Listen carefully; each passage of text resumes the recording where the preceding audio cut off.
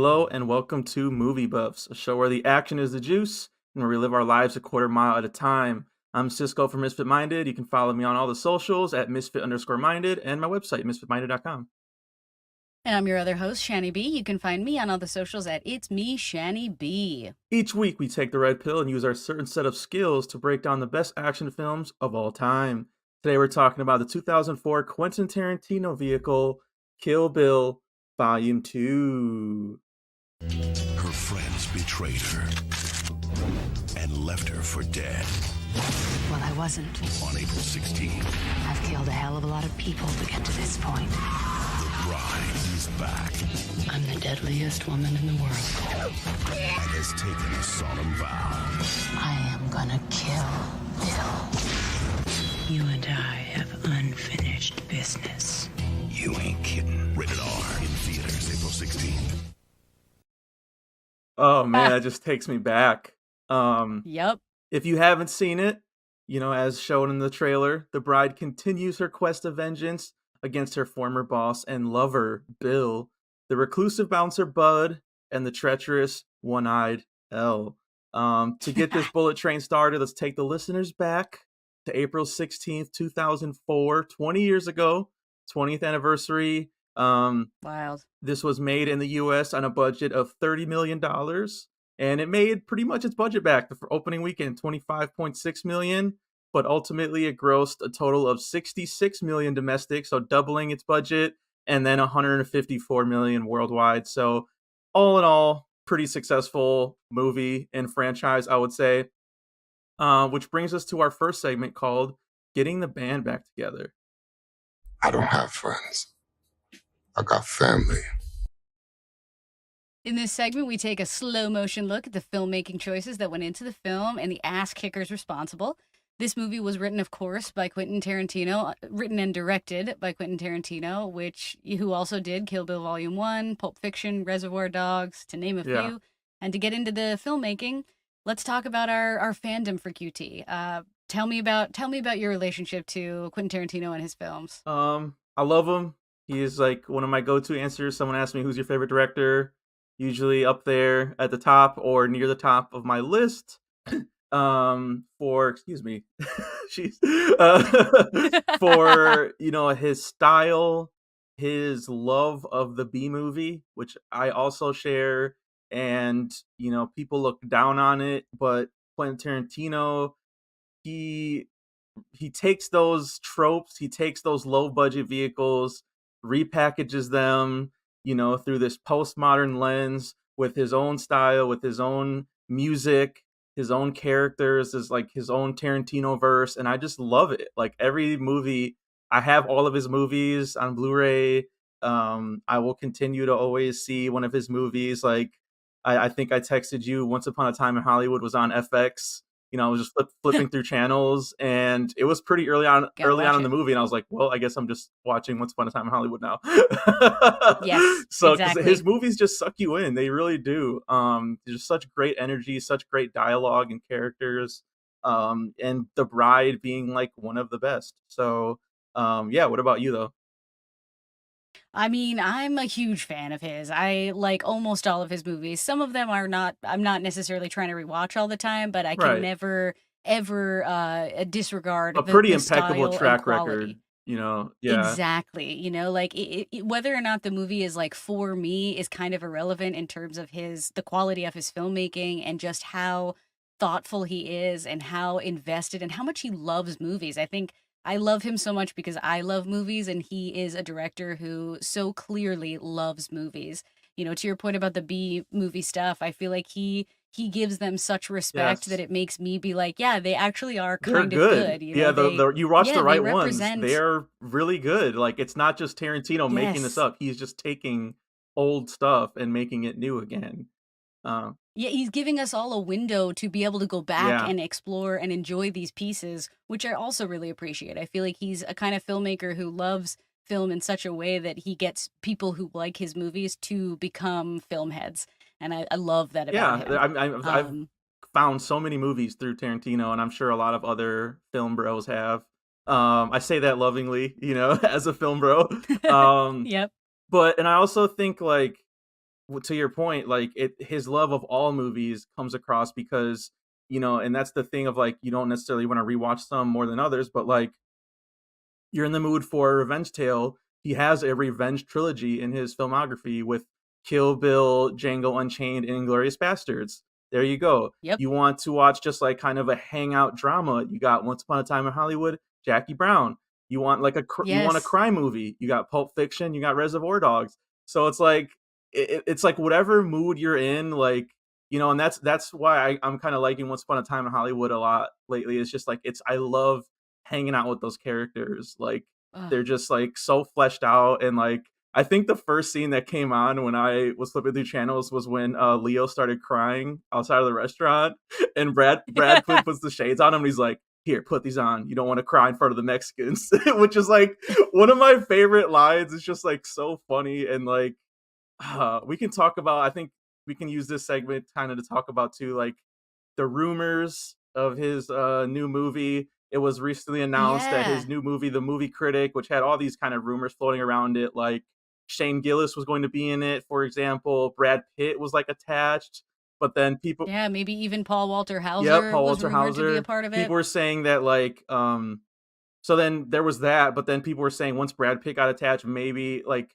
I think Paul Schrader, someone maybe spilled the beans that he was trying to revisit his Cliff Booth character from Once Upon a Time in Mm. Hollywood instead of the movie Mhm. critic. And so I don't know if like that was the reason why he just straight up scrapped the movie critic, but I mean it is official. He is not releasing the movie critic is not going to be his final film. And I kind of wanted to get like Okay. your thoughts on that because, just I'll go first, I guess. Like I Yeah. really don't like the box that he's put in for himself. Like I don't understand it. And as a film guy like who studies film history like Tarantino, he has this Mhm. logic where he's just like, yeah, directors they never put out their best stuff at the end of their careers. And I'm like, dude, like Scorsese You is cooking right now. Spielberg is Mhm. cooking right now. Like, what are you talking about? Like, okay, maybe it's not like what you think of as their quote unquote best, but like Once Upon a Time in Hollywood is one of Tarantino's, in my opinion, one of his best movies. So I'm like, Exactly. what's Even he proved that he can do his best work later in his so career. I just don't get it. And like I just wish that like because if he didn't do this, like that rule for himself, he could have made The Movie Critic and then made another movie after that. Like maybe, so I feel like, selfishly, I feel like we're being robbed as fans. I guess that's like one Yeah. way of looking at it, but I also think like he's robbing himself. Like I know you have these Yeah, really cutting ideas himself. and you want to get them out there, Mhm. but like because it's like you're putting all this pressure on like my final film, my 10th film, it's just so unnecessary. Just make more movies, dude.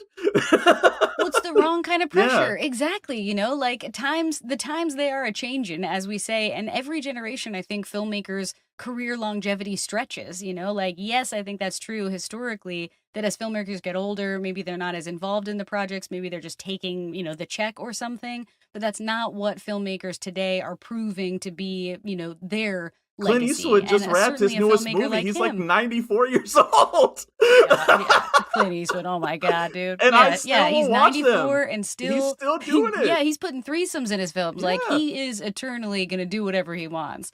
But I think that's exactly it, is that, like, Tarantino is the most perfect example of, like, a director who will most likely still be making movies with their style at a pristine level, kinda no matter how old he is, because I think he's always had a good team around him, he knows who to collaborate with and work with, and everybody understands the assignment when they're yeah, on one of his films, when they're working with him. definitely. And I do think that's a unique thing. So I agree. It's a bummer because I love the idea of like the final film being called The Critic. I just don't like that we're already to the final film, Yeah, the movie critic. But unfortunately. like also Yeah. too, it's one of those. I think it's like the Kevin Smith problem. I have the same problem like I rub up against with him, where it's like he's just too out there in Mm, interviews and podcasting and stuff like that. Where like I kind of like a director that just lets the work speak for itself. Like and Tarantino, he is a good interview. Like I do like watching his interviews and yeah. stuff like that. He's entertaining. But like if you were gonna do that rule, just keep it to yourself. Like, just don't, you know what I mean? You don't have to Yeah. tell the public. You could, and so if you made your final film and you were happy with it, then you could go and say like that was my final film. Like that would be the way to do it. Right. Or if you weren't Right. happy with it, you could say like my next film will be my last film or something, or I don't know, like I just felt like there was a better way you could have gone about it, even if you did want to stick to this 10 movie rule, you know? It's just too small. Like, Yeah. so many filmmakers make like 50 films. What are you doing Hitchcock at is over 10? like Why didn't 50 he shoot movies, higher? yeah. Exactly. He should have shot higher for sure. But we'll see. Well, I feel like at a certain point he's gonna have to try to change that because there's no way that he's not gonna like there's no way he's gonna make one more film and not want to make another one. Like Yeah. that's the hard part here. Well, like, and some But yeah. filmmakers, like, John Carpenter, I don't ever see him making another film, and he's completely happy with that.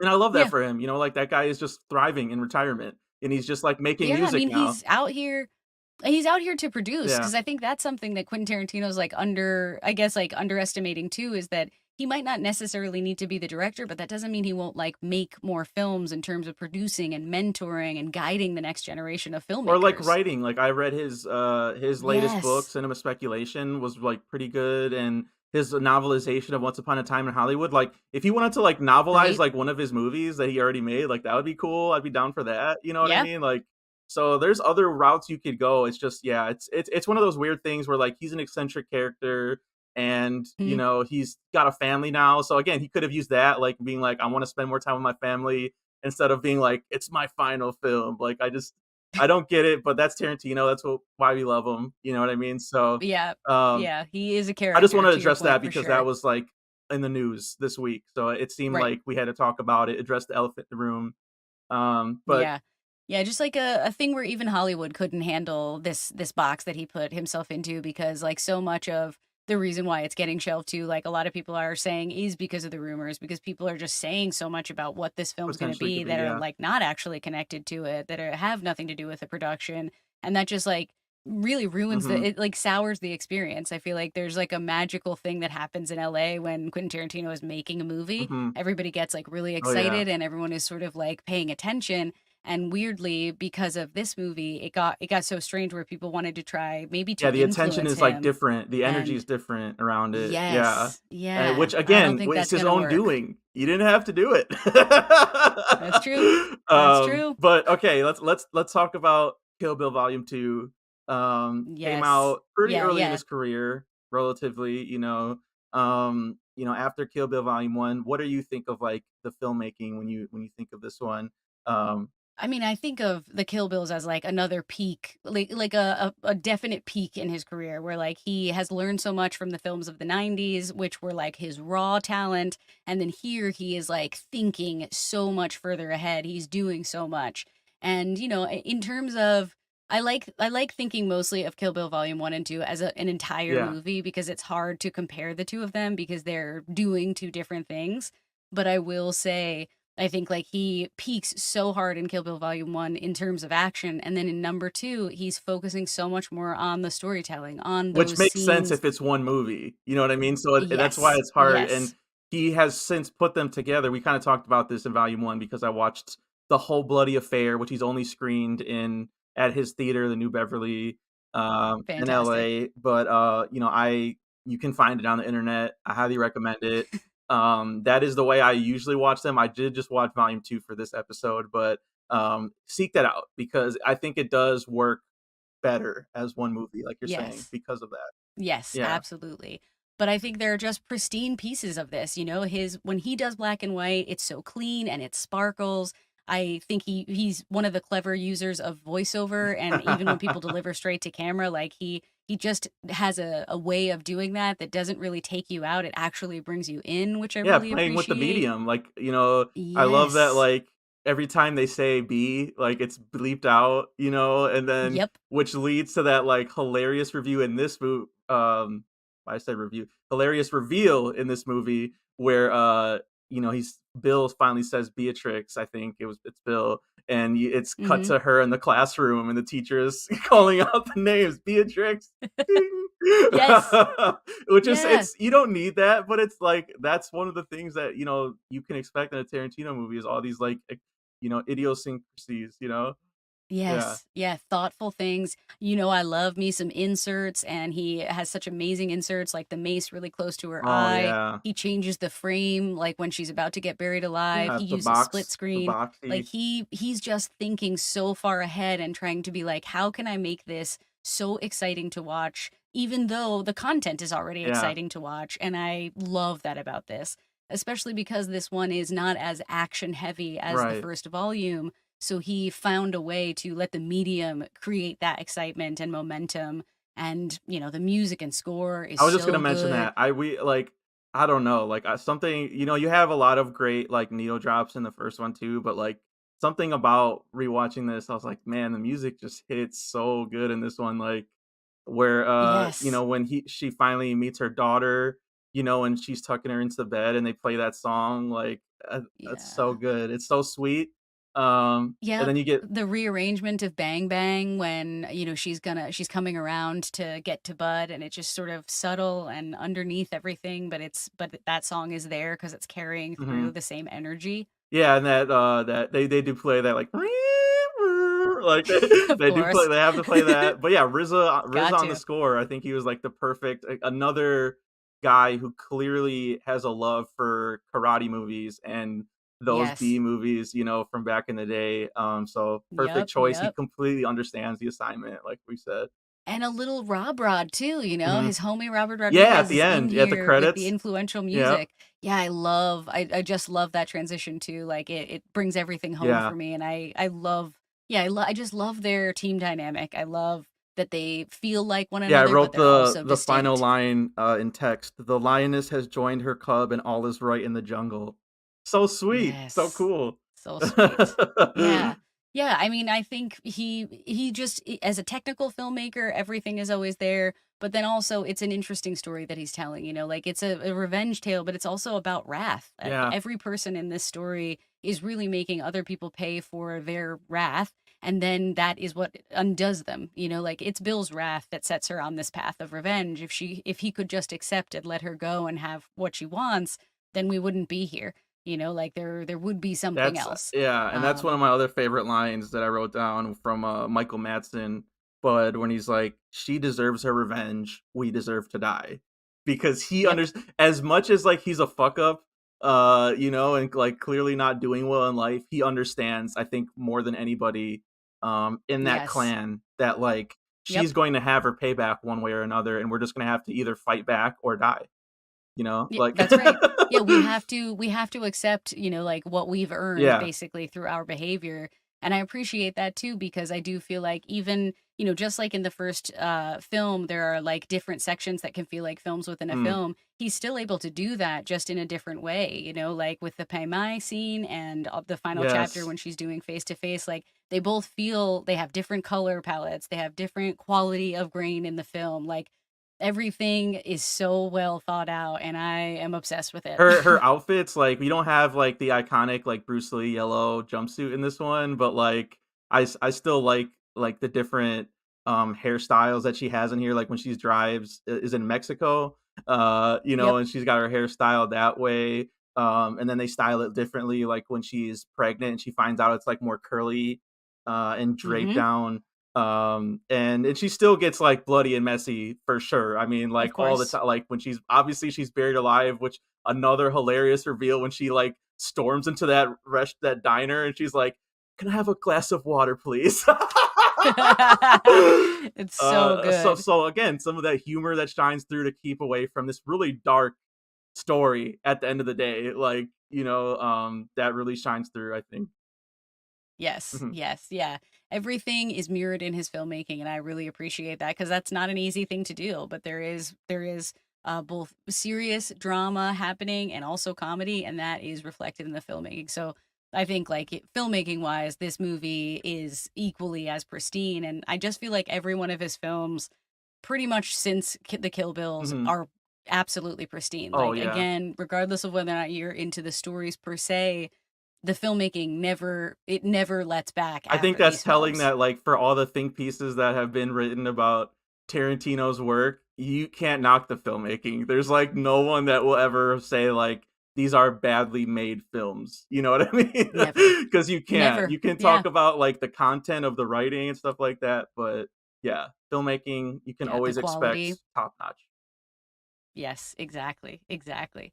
Yeah, I mean, we try to watch them as one Mhm. film, but do you rewatch one more than the other if you have a choice, like when you revisit this series, do you usually watch one or two? I usually do watch one, to be honest, just because, like you said, Me more too. more action. And I don't think we have to feel bad about that. That is the more action-oriented one, like, that is, like, the scenes that I think of more. There's, like, that anime sequence in it, like, there's a lot going on in Yes. that first one too, like, and, Mhm. 2, it just has to take more of the dramatic way, which is there's nothing wrong with that, but, like, there are, like we're saying, there are moments that are, like, a lot heavier in this one that, like, I don't necessarily like want to revisit that where like Bill's like That's basically right. has her daughter as like, kidnapped like as a hostage, even though he's like Yeah, playing nice. basically Yeah. waiting, yeah, as a bargaining chip, for his life. Yeah. So it's like it's not something like that's not a feeling I really want to capture all the time.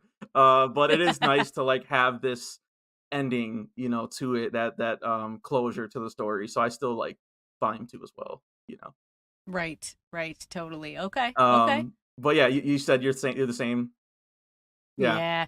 It's just because I always get so I jazzed, know. like I think if ever I'm gonna want to rewatch number two, I always have to at least do number one first to get the inertia Mhm. and the excitement of the first one Exactly. so that I can sit with and be ready to take basically like the other side of Wrath. I think that's what stuck with me the most in this rewatch because we did recently watch the first Mhm. one. It was just sort of being like the first one is so like you can bro out with Yep. it and you can be like this is And there awesome is and a this is there is an ending action. to that one But too. But, like, yes, again, not yes. necessarily, like, as heavy and as personal as the relationship between her and Bill, which you get in this one. Yeah. Yes. Yeah, and her really confronting what all this revenge was about, Mhm. and it was mostly about stealing the rest of her life from her, Yeah. including being a Yeah. mother.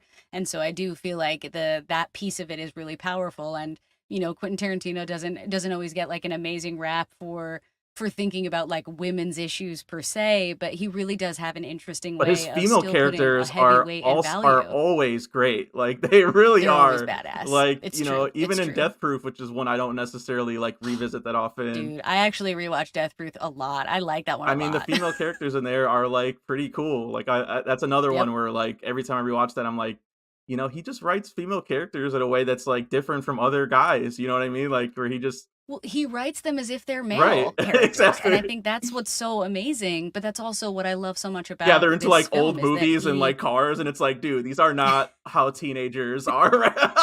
exactly. Yeah. Like But I appreciate that because he still shows you that if he when he needs to, he does understand the deeper pieces of this and he does know the other side of that action. And this movie really, really solidifies that, especially because like Uma Thurman does such an amazing job, like Yeah, let's obviously carrying that whole story. let's get into that. I think it's a perfect segue, to our next segment called Choose Your Fighter.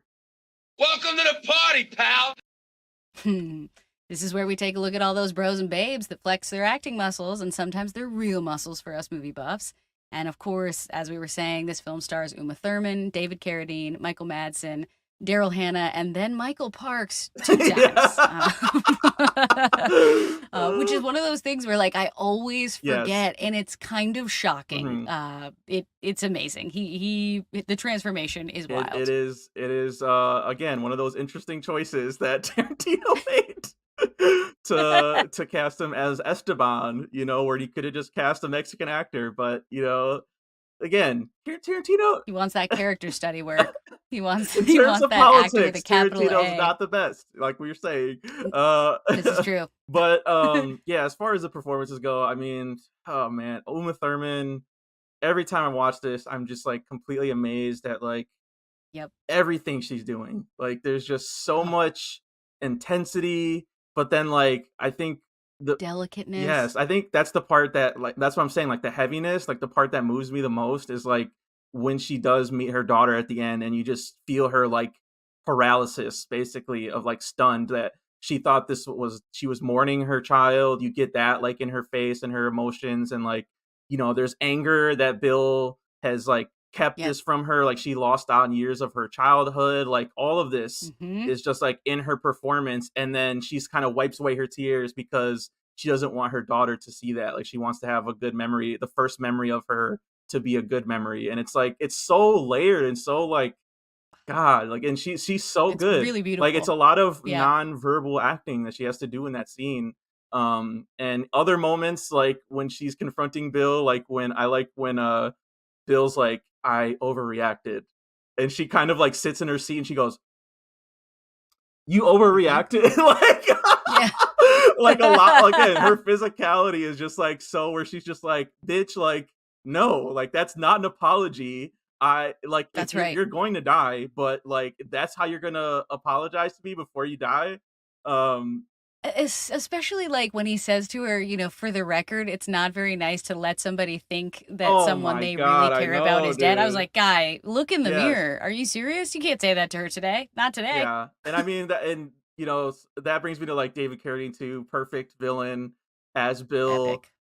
and I think at the time and like even now when people talk about this in terms of like Tarantino's filmography, they're like, this is some of like his worst tendencies, to write these characters that just go on like monologues. They have not like, so they often, I hear them like critique like the Superman monologue, and that's just Tarantino broing out on comics or whatever. But I don't know. Mhm. I like it. I don't know. Maybe there's something wrong with It's me. important in terms of his character Yeah. development because we have to understand how could this guy get this many people to follow him? How did he get these people to do Yes. what they did to her? Yeah. And the answer is because he can draw you in by Charismatic. sharing his personal opinion with you. Hmm. He just has a voice quality and an energy that can get you to watch him. And there are even like when he's telling her the story of Pei Mai, like she looks so entranced Hmm. with everything that he says. She's Oh yeah, hanging on that's every another single one of his nonverbal scene I words. like, where like she's clearly in love with him. We don't even Yes. need any dialogue between the two. She's just staring at him in that like love, like glow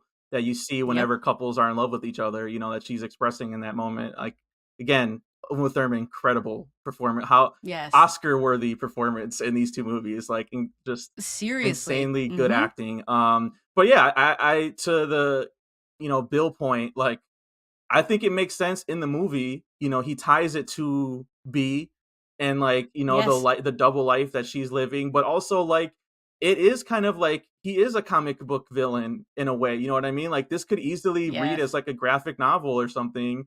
And the whole like truth serum thing, that is something you would see in a Superman comic. Like that Wonder Woman Yes. has her truth lasso. Like that is it is like, She so sure to me, does. it just all fits. Like I don't know. Like I don't know what people see is wrong with this. Like I think it's a really good monologue, really solid. How he talks about how Superman is unique as a hero. His Yes. clothes are the ones that he's born with, and his when he gets disguised, it's our a critique of the It's to humans. pretend. Yeah, he sees Yes. us as weak. He sees us as Yep. and dorky. And I think Yeah. that's a great monologue, and Carradine is great at delivering it. I don't know. What about you? I agree. I think this is the best example of when you need a character who does this, who thinks so highly of themselves that is they're showing us that that's part of his undoing. This idea that he can just talk and talk and talk, and that what he thinks and how he sees it is the only way that matters. That's part of what is going to be his downfall Hmm. because he's not making space necessarily. He's not considering the other perspectives there, but he is considering perspectives that, of course, would entice naive listeners. And I think that's what's interesting about this story too, is that they're taking us kind of across her life again and showing us her at roughly different ages, like Yeah. different levels of expertise in terms of how much she Oh understands my about god, we didn't even herself talk about and like these relationship the wedding scene at dynamics. the beginning. Like I think the dynamic between them and that scene equally It's wild. good, where he shows up randomly, and we see, like, we don't see a lot of the wedding in the first one, just like the the Right. shooting basically. Yep. But in this one we see exactly like how it played out. Sam Jackson makes a cameo in there. I always love when he shows up in his movies. Obsessed. Yep. But yeah, just like how, again, she has to kind of portray this vulnerability of like, this is my former lover, Yeah. and he What's just going to shows up, happen? and I know he's dangerous, and but this is supposed to be the happiest moment of my life. And and then David Carradine continues to have this like menacing quality to it, where it's like, even I think even the first time I saw this movie, and he starts talking about like, isn't it bad luck to see the bride in her wedding dress before the wedding day? And I'm like, oh shit. Like, Yep. Yep. no, because it's coming. And it's a really effective opening sequence that I think people forget about because they, everyone talks about the Inglorious Bastards opening for good reason. It's like, one Yes. of the best scenes he's ever written, but like this one is doing a lot of the same things where it's like, there's a massacre coming. He draws it out for like 10, 15 minutes Yes. where you're getting all of these like scenes, this dorky blonde dude, being like, "Oh, dad." And he's like, "Call me Bill." Yeah. It's a little much. uh, Couple um, of kisses on the mouth, I you know. know. Oh, it's heartbreaking. So I think the two of them, these parts could definitely get lost on other actors, and I just think they're both really good. You Yeah, they know. do so well with them. I think the same is true for characters like Bud and also Yeah. Elle, Let's get into like them. Michael Madsen, he's like an OG, guy Reservoir from the 80s, Dogs. like Let's always go. cool. Yes. Always cool, always, smooth.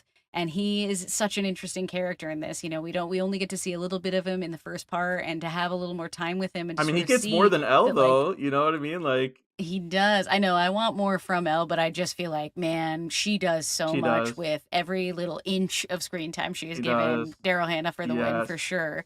But I love how Michael Madsen is sort of representing for us the difference between, like, if this really mattered to you. Do you really like doing this? Do you really want to do this? Does this mean anything to you? Hmm. And he's an interesting, like, existential figure in terms of sort of like, what do I have to show for it? I live in this like shitty ass trailer in the middle of nowhere. I like work at this strip club that I don't take seriously. I I have know. nothing Yeah. basically. Like, sure, I traveled all over the world. I like killed for my brother or whatever, but like, what is any of it for? What does any of it matter? And Yeah. he's such an interesting character because, like Vernita, she started over. She's got something else going on. Elle's still really wrapped up in this. And there's this Lucy like Liu's character history. is taking over another city, and Bud is just sort of like, meh. There's this history there that like again, Tarantino's so good at this of like we don't have a lot of time even with Bud, even though he gets more than Elle, for example. But like, Hmm. Bill says to him, like, I know the last time we talked, it wasn't very pleasant. Like and so we're like, Yeah, we know I know you're we mad at know there's me. a falling out and we know but they know that the bride is coming and he wants to tell his brother, and they clearly have a love for each other, even though something has happened. And then yeah, just like how he just is completely demeaned at his job. At the titty bar where his Yeah, boss is like, "So you're telling me you're about as useful as an asshole on your elbow? Is that what you're telling me?" that's right. Yep. Are you working then? No, you're No, not. no, you're All right. not. He's like, no, my favorite one is where he's like, "You work tomorrow?" He's like, "Yeah." He's like, "No, no, you don't. You don't even know Don't even what know day when you you work." work. Exactly. And he's Yeah, just exactly. His life is so passive. His life is so empty. Yeah, and he's just like, literally every scene he's drinking and like has chewing tobacco and it's just like gross. And it's just this Yeah. gross, like Yep. like bummy character. And so but I think it does inform him that, he will do this for $1 million. He'll trade um B's sword to L for $1 million Yep. cash. And Daryl Hannah, yeah, she's you needed someone that could match Uma Thurman's intensity as the other But like blonde. with Yes, psychosis, with psychosis, with an eye patch. And hey, she Yep. rocks the hell out of that eye patch, by the way. I It's don't know true. how She she looks still so looks good badass. with an eye patch, but Daryl Hannah does. Yep. And yeah, just as soon as she shows up, the energy just changes in the movie. It really does. So That's um, so cool. even though Bud and B have that whole scene, where he shoots her chest full of buckshot. Rock salts. Yeah. Yep. That I like that monologue too, where he's like, I don't even have titties, but I can't imagine I how bet much that hurt that real hurt. bad. Yeah. Well, it's like he is also sort of representing this idea that, like, when all is said and done, I am starting to think about what it was like for the people I killed. I'm starting to think Mhm. about the pain that I inflict. That doesn't necessarily stop me from protecting myself per se, but I am thinking more about that, and that is not at all what Elle is thinking about. Like, she's still fully obsessed with Bill, like wanting so badly to do anything to be his number one choice. And it's only Beatrix that has this connection with Yeah, him. two other lines I like from Michael Madsen, then we can move on. Because again, he does have a lot of the great lines, but like when Elle's like, I want her to suffer or whatever, and he goes, that I can pretty much guarantee. Yes. Again, Yep. these are a bunch of psychos that are like working together. And then I like when him and Elle have their trade off, scene, which again, something bad is gonna happen, but Tarantino draws It's a that great out. surprise. And he, It's he such a asks good her like, surprise. which R word are you? You know? Yep. Yep. Regret. What is the other one? Regret and Or or relief. relief. Yeah. Everyone's an Mhm. R word. Um so yeah, he just again, great job in all the casting. And then the last one I wrote down, I don't I'm probably gonna butcher this guy's name. Uh Chia Hulu as Pai Mei. Oh, yeah. Amazing. Amazing. Like, So good. That sequence is great. I, Yep. I I think in the first Kill Bill, I listened back to it and I was kind of like, I hope I get to address this at some point. But I was like, has Tarantino ever done a training montage or whatever? Completely forgetting that he does it in Kill Bill 2. Yep. So yes, we'll talk about it in more detail. But his performance too is just as the beard stroking, The master. master, which you need in every good kung fu movie. So Yes. um Yes, it has to be there. so yeah, let's go to our next segment called The Need for Speed. Pain don't hurt. This is where we do what the Oscars don't do and honor the amazing stuntmen and women for their death-defying work, and we pick out the punch that knocked us out the most. All right, what are the stunts that stick with you? What are your top 3? Kind of an underrated one, I would say at number 3, when B is pregnant and there's that whole scene where first It's a she great bends scene. down, shoots through the door, but the stunt I like in particular is she throws a knife at I think her name's Karen in the movie. Yeah, I think that's Yeah, right. and she blocks it with the shotgun and shoots immediately again. Which like the way that Tarantino shoots action too is just like so quick. Like the violence is so fast and like I think that's why people think his movies are like so visceral and like they talk about his violence that it hits you so hard when in actual his movies aren't as bloody as you would imagine compared to like Not some always. like volume 1 sure but like this one Yeah. not really. There's not really a ton of blood in this one. It's all the way that he shoots and he moves the camera with it. Hmm. So that one number 2 I went with the Pai Mei first fight with B, which is so Yes. incredible. Yep, Parts like on top of the that's sword and yeah, that was everything. the particular stunt. He jumps on top of the sword, and then The the look on her face is so good too. Like this like shock and awe as, she witnesses his and his mastery. line where he's like, "You get a good view of my foot from here," and then kicks her and backflips. Yep. Just again, So good. incredible shitty performance where like but also you understand that like she has to take this to be a better fighter. Like She it's has kind to of be able to that army overcome it. mentality. We're gonna break you down to build you up to be a better soldier, that kind of thing. That's right. Um That's right. If you can overcome it, if you can stand against it, that will make you even more powerful. yeah, and then the next one, so this almost made my death one, but not confirmed that this is a death. So this is why I'm picking it as the Mm. stunt. Is when B pulls out L's other eye really fast So and good. squashes it with her foot. We don't have to talk about Tarantino's foot shots. There are a lot of them in this one as We all know well, it. and the eye between the toes. Do we need that? I don't think we did, but uh, still I cool. think we did it in his film, Yeah. so But yeah, just really gross. And her reaction, Hannah's reaction, where she's like, "You bitch!" and she's like rolling around the floor. It's so good. epic. So that was my number one.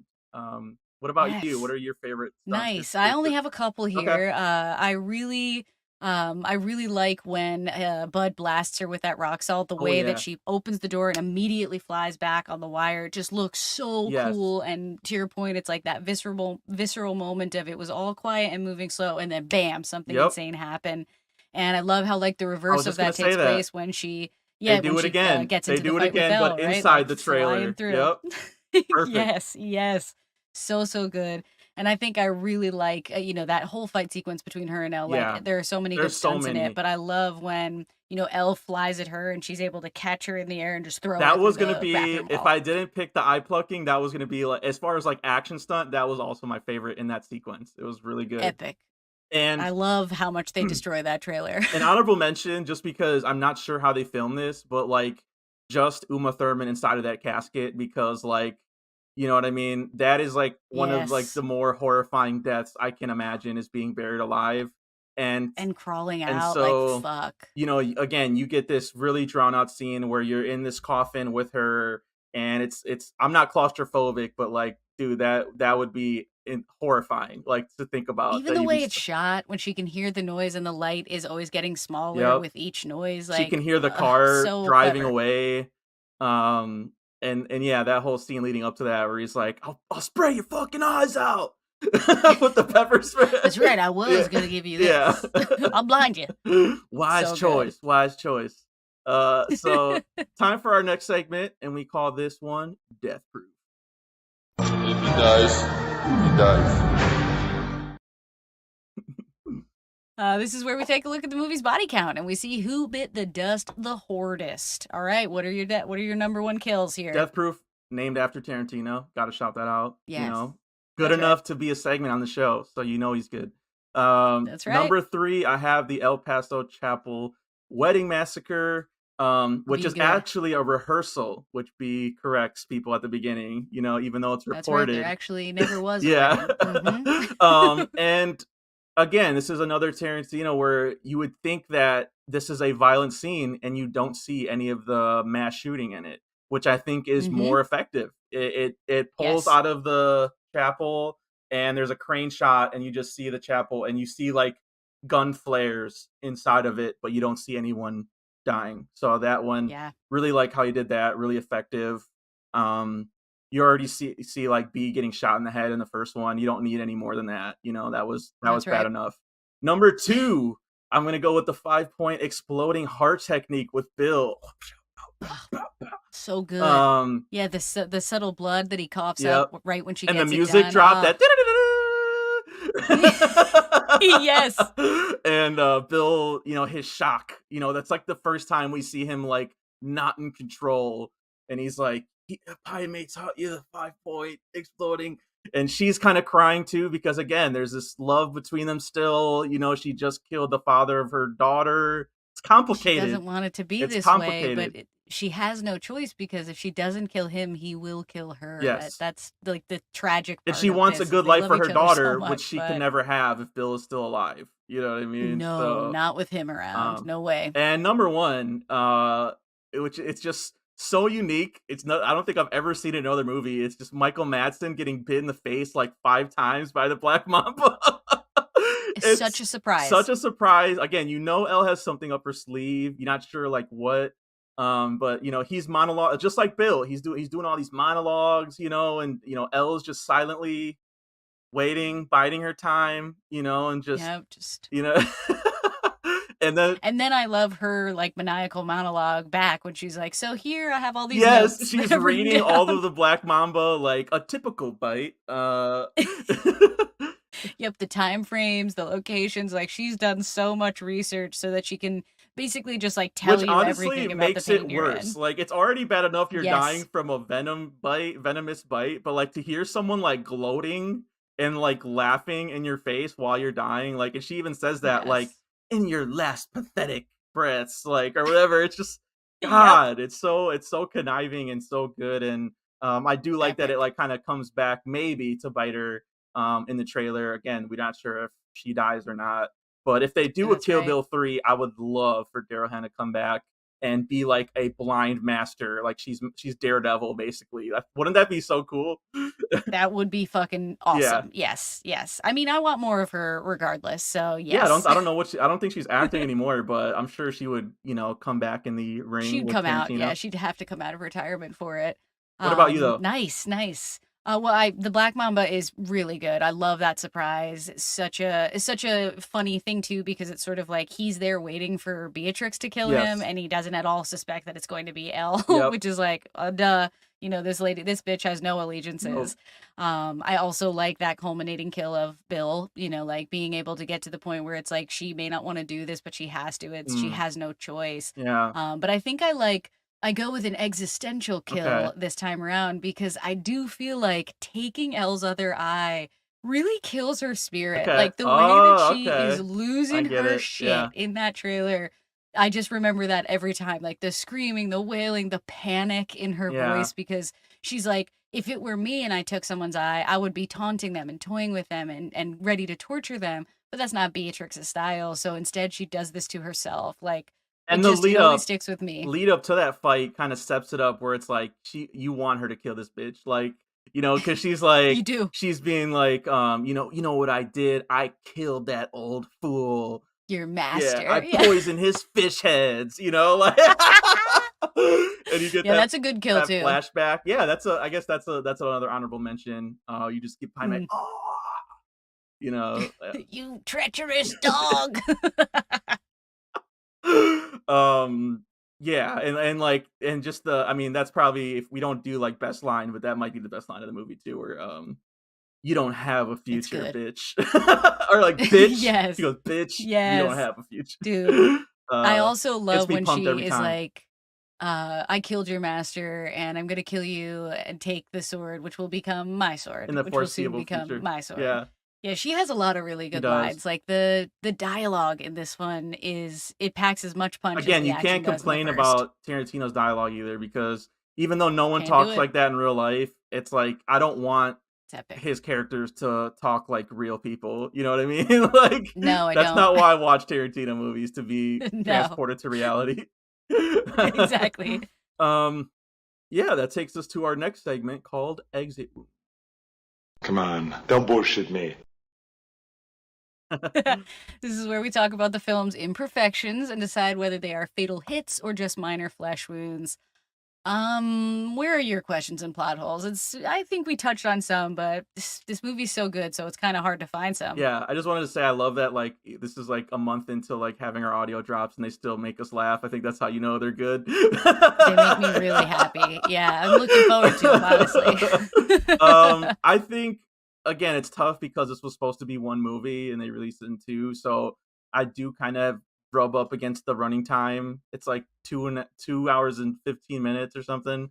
Yeah. Definitely think there could have been some cuts made. The ones that come to mind to me the most is Bud at the titty bar. Did we really need that? Did that move the plot Yeah. forward in any way? We can pretty much tell he's a fuck up just by the way he looks, and he's living in a trailer with like, there's literally no Yep. lock on his door. He just opens it, and it just, you know what I mean? Like, this guy Yes. clearly is not in the best, and you see his face when he gets the $1 million. Like, all of that stuff is like, you just, I feel like that was just Tarantino being like, I think this is funny that he's getting shit on or something. It just Yeah. seems kind of extraneous. And then This guy could kill anyone, anywhere, at any time, yeah, and he goes to work and gets shit on. yeah, and cleans the toilets because they're backed up and there's shit all over the floor. Um, and the other scene I think that could have been chopped out of here is when she meets Esteban in Mexico. As much as I like seeing her drive that car, I think she looks fabulous in that. Really not necessary. Do we learn anything else about Bill or about her in that scene that we don't already know? Not really. You Yeah. could have. I was thinking of like ways, because the whole reason she wants to find Bill. You could have easily just inserted a line where, like with Bud, where she is talking with Elle, and she eavesdrops on them, or she finds Elle's notepad and Bill's address. You know what I mean? Like, there was a Yeah, bunch yeah, of we other could get ways there where faster. you didn't need that whole Yes. visit, and Michael Parks being a Mexican. So, Right. so Any opportunity for a white guy to and it's not not play the a only man of time he's color done it is either. usually Channing better. Tatum plays one in The Hateful Eight. I don't know why he keeps doing this. Like, there are tons of Mexican actors that would love to He's be in a just daring Tarantino people to movie. cancel I him. know. It's like, dude, there's like a ton that would love to be in this movie, I'm sure. But Tarantino going Tarantino. It's a trope. So I think those are my big ones. Like you said, other than that, I genuinely like really like this movie. I think it pairs really well with the first one. So, what about you? Same. Same, yeah. My biggest gripe is that like it feels a little bit long. There are some moments where maybe it is moving a little too slow for me per se, Yeah. but at the same time I also understand the need for that, like the need for there to be more scenes where we're getting Yeah, I mean, conversations, where if we're you sitting pare it with these down, there's people, only like like what three major. There's the her and Elle. There's her and Bill at the that end, and flashback then the scene. training. There's really like only Yep, three major action scenes in here. sequences. So yeah, Mhm. it is true. You don't go to this one for action. No, no, Yeah. you go to this one for the really meaningful story behind Hmm. the action. Which is important. Which is important. You do need that. Yes. Any other ones that Yes. stick out to you? Not Yeah. really. I mean, frankly, like I'm okay with all the rest of it. I just wish it felt a little bit tighter, and I think you absolutely identified like where those areas where we could have tightened it a little bit were. Yeah. And I do love we didn't talk about it that much, but the performance of that young actress, thought she was amazing. Oh I yeah, think the moments between the two of them are like really sweet. When very she's sweet. touching her hair and Bill's like, she said you're the most beautiful girl she's ever seen in the world. Doesn't she have the most beautiful hair you've ever seen? Like there's a lot of moments that are like really like hard, like they're Touching, hard to watch, honestly. Um because of that. But I do like, and she's watching kung fu movies, which again, what kid is like sitting down for Shogun Assassin? I don't know. right? But Only a kid in from Bill and Tarantino's Beatrix, world, right? Like only their kid. yeah, exactly. But at the end, she does watch some like regular Looney Tune stuff. So, Yeah, um, she lets her have a real childhood yes. in the end. So I just wanted to shout her out too because thought she did great. Yeah, yeah, absolutely. Which brings us to our last segment, Game Over, man. Get to the chopper! All right, this is where we rate the film out of we'll do 5 Hattori Hanzo Mm. swords. Yeah, when you compare a Torii Hanzo sword, you don't compare it to another Hattori Hanzo Hanzo sword. You sword. compare it to every other sword that's ever been made. So That's right. again, That's I feel exactly like he right. really was in love with Michael Madsen in this movie. I think that's why he gave him that extra scene because he gets a lot of the best lines, in my opinion. Yeah. He's one of the coolest He guys. He really really is. is. Even when he's a fuck up, like I think he wears the shit out of that hat. And even though his boss tells him to take it off, I think he's cool. Yes. That fucking hat. How many times? Anyways, I'm gonna give it 4 swords. I think we didn't have the rating system back when Kill Bill we did the first one, but that's probably a little bit higher for me personally. Yeah, I think I might go 5 for that one. Yeah, just because that's an all and out martial arts epic, in scope. Masterpiece. Yeah. Whereas this one more dramatic weight to it. You get more of the interpersonal relationships, things like that. Nothing wrong with that. Still a lot of cool sequences. Love the training. You get to see how B became a badass. You get the knuckle punches on the wood, which like make me cringe still when you see her hand blister. It's like, Yes. but then that comes back, when she has to punch her way out of the coffin, Hmm. literally reborn again. I just love the symbolism Yes. of that. And to see this mama go for her cub, it's a very simple thing that we've seen in other movies, but the way Tarantino does it, I think there's a lot of heart in here that I think I always forget about, honestly. So I really was glad we were able to rewatch this one, because all the actors are game, and Yes. the psychopaths are psychopathing, but not in like ways that are like chewing the scenery or anything like that. It's a lot more subtle, which I think is more effective in my opinion. Where Yes. Bill, like even the scene where she's jumping for the sword and Bill shoots the fruit. You know what I mean? Like there's just all these quick instances of violence where it's like these guys are killers and they will Yes. kill at any moment. Don't get don't Don't get it don't get it twisted. twisted. They'll monologue. They'll make some funny lines once in a while, but they will kill you. That's Yes. so yeah. For all those reasons, I think solid 4. Solid 4. What about you? Same, same. I'm also going 4 swords here. The filmmaking, the story, the performances. You said it, like this movie is pretty much pristine for what it's doing. It's just not our standard kind of action movie. It's not over the top Yeah, action, so that's why I can't go perfect score on it. But the first piece is, and together these two films absolutely would get I 5 think for yeah, I me. think that that's Um, fair. Yeah. Yeah, it's just I love it. It's a last man standing kind of story, and I'm glad that it technically has a happy ending. Beatrix is able to complete her tale of revenge and, make it out with a daughter and an optimistic future. We also I mentioned this in the first Kill Bill too, but, so apologies for repeating myself. But if you didn't hear that one, like I also like the whole bloody affair because they don't reveal B's daughter, the fact that she has a daughter until that last scene where she encounters the daughter, which I think Right. when I watch the whole bloody affair together, it's just so much more powerful that you're finding out with B that she has a daughter rather than like Bill, I think says it in some dialogue in the first movie They at the drop end. it off. Yeah. Mm-hmm. So again, very like little editing choices from Sally Mankey, who was Tarantino's editor for a Let's long go. time, but think Mm-hmm. they really work in its favor. So see the whole bloody affair, god damn it. It's a really good movie. Uh Do yourself a favor. yeah. All right, I think that about wraps it up for us. Let's remind the people where they can find us. Uh, you can get your fix and follow the show at We Stay Buff on Instagram, Facebook, and YouTube, and Twitch at The Buffs. Follow me on all the socials at Misfit_minded and my website, misfitminded.com. So you never miss a rep. You got to subscribe to the podcast on Spotify and Apple Podcasts. And please leave a review. 5 stars, 5 stars, 5 stars. And you can follow me personally on all the socials at It's Me, Shani B. Next week, we'll be covering The Mummy, another amazing From anniversary 1999. Yeah. the greatest year in movies, as we all Yep. know. Yeah, so thanks for listening. We're looking forward to catching you for another edition of Movie Buffs. Until then, Stay stay buff. buff.